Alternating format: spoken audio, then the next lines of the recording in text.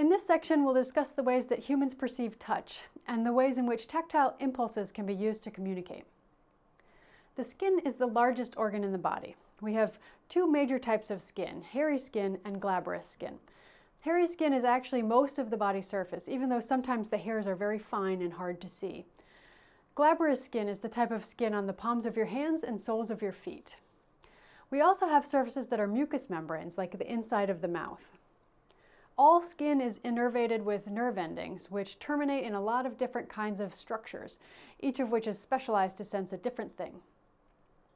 These figures show the different structures that respond to touch in skin, which are called mechanoreceptors, because they typically respond to mechanical stimuli.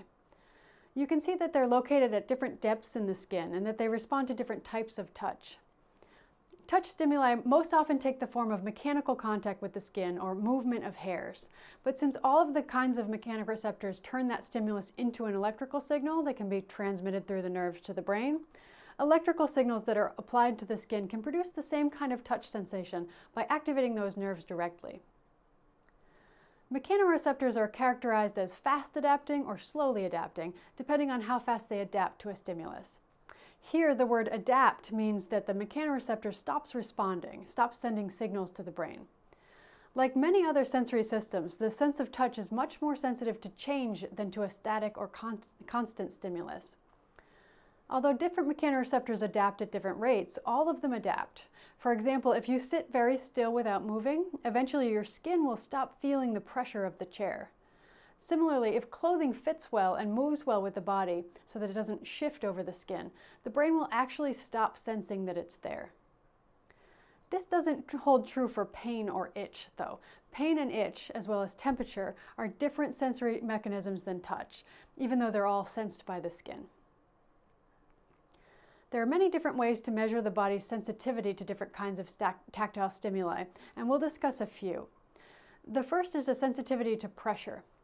With any tactile sensation, we're usually interested in mapping the scope of the sensation, minimum and maximum amounts. In the case of pressure, we're interested in both the sensitivity threshold, which is the smallest amount of pressure that the body can sense, and the pain threshold, which is the amount of pressure that first causes pain.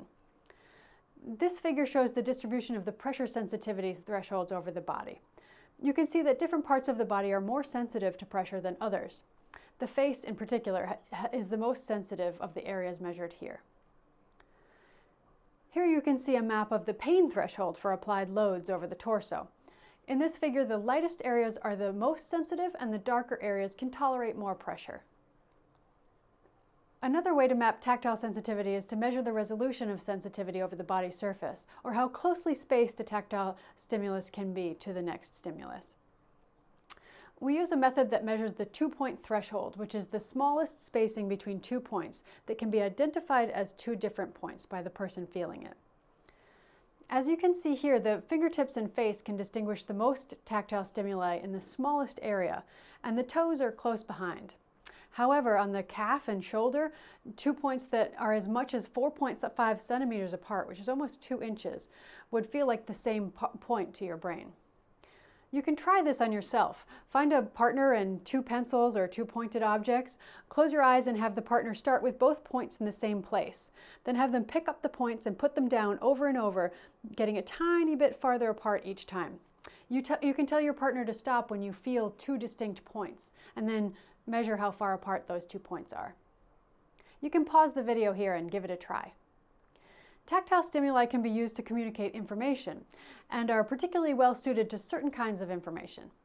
One area where tactile communication works well is in sensory substitution. For people with an impaired sense, like a vestibular impairment that makes it difficult to stay balanced, an array of vibrating motors can be used to give the person feedback if they're swaying too far in one direction or another. This insole senses the distribution of pressure over the foot, and when it senses too much pressure on one side, it activates a vibrating motor on that side in the band that's around the calf, and it nudges the person back into balance.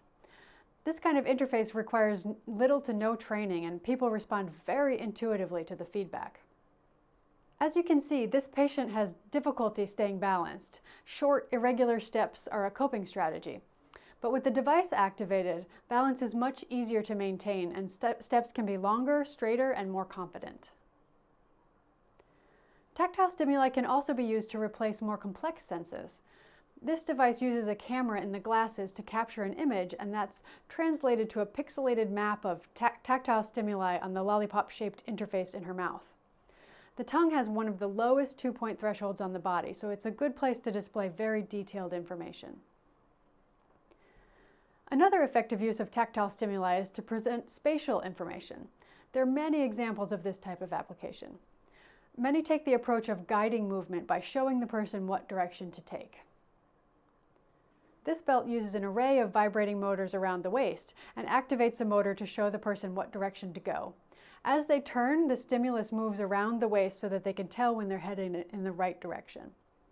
The U.S. Navy's Tactile Situational Awareness System, or TSAS, was one of the first tactile orientation systems. It used tactile stimuli in a grid around the torso to show pilots which direction was up. They found this was particularly effective in helping pilots who might be confused after a complicated maneuver, when a cloudy day or dark night might make it difficult to distinguish the sea from the sky. And it was also really useful for pilots that were trying to land in fog. Finally, my lab designed these gloves for firefighters operating in dark or smoky environments. They use an ultrasonic range finder, which is the spot on the back of the hand, to sense the distance to the nearest obstacle, kind of like sonar or echolocation. That distance is mapped to the intensity of vibration inside the glove so that a firefighter can feel the layout of the room. Spatial information and sensory substitution are fairly direct ways to communicate in the tactile modality. Communicating semantic information, or the kind of information we encode in text or labels, is much harder. For example, the vibrate function on your phone can only tell you that something needs your attention. If it wanted to tell you specifically the latest newspaper headline, how would that be communicated through the tactile sensation? There are a few parameters of tactile signal that we can effectively use to encode information. First, the intensity of the stimulus, or how loud it is. This was the approach that we used in the firefighter gloves. Second, we can use temporal patterns, or patterns that happen over time. Morse code is an example of that. Finally, we can use spatial patterns by creating stimuli over the body surface. The lollipop vision substitution system used that approach. But it's important to know that there doesn't exist a very good understanding of how best to communicate in the tactile modality, especially for semantic information. You could imagine that something like Morse code could be used to communicate a lot of information, but it's very hard to learn and messages would take a long time to receive and process. There's still a lot of work to be done understanding how designers can use tactile communication effectively.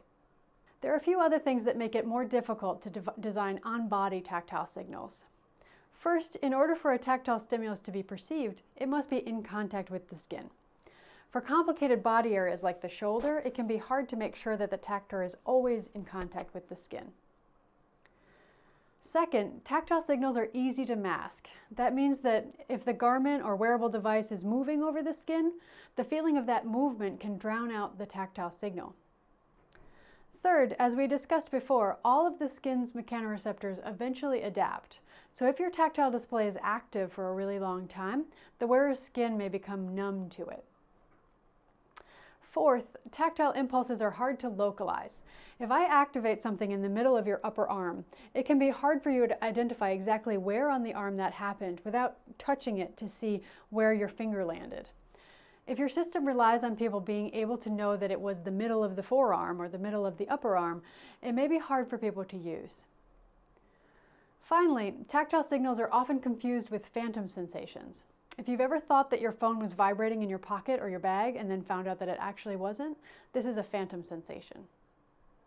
Lastly, I want to show you the technologies that are commonly used to create tactile impulses on the body. The most common method is with an eccentric mass vibrating motor. These work in exactly the same way as your washing machine does when it's not balanced on the spin cycle. The uneven weight distribution causes the whole structure to rock back and forth as the motor spins. Another kind of vibrating motor moves in the perpendicular direction. This is often called a voice coil motor because it works in a similar way to a speaker or a microphone. An electromagnetic coil is attracted to or repelled by a fixed magnet, making the motor move up and down. Other forms of mechanical devices can create specific kinds of tactile sensations. For example, materials that contract can be used to apply a squeeze to the body, like this shape memory spring. The spring is easy to deform when it's cool, but contracts to its trained compact shape when it's heated. Materials that bend can be used to apply a push sensation to the skin. Lastly, a few systems use electrotactile stimulation instead of vibrating motors or other mechanical devices. Electrotactile systems use wet conductive patches on the skin to deliver an electrical current to the skin at a frequency that activates the mechanoreceptors and sensory neurons in the skin. This is more invasive and more difficult to accomplish, but it produces a very different feeling than vibration. It's more like tingling.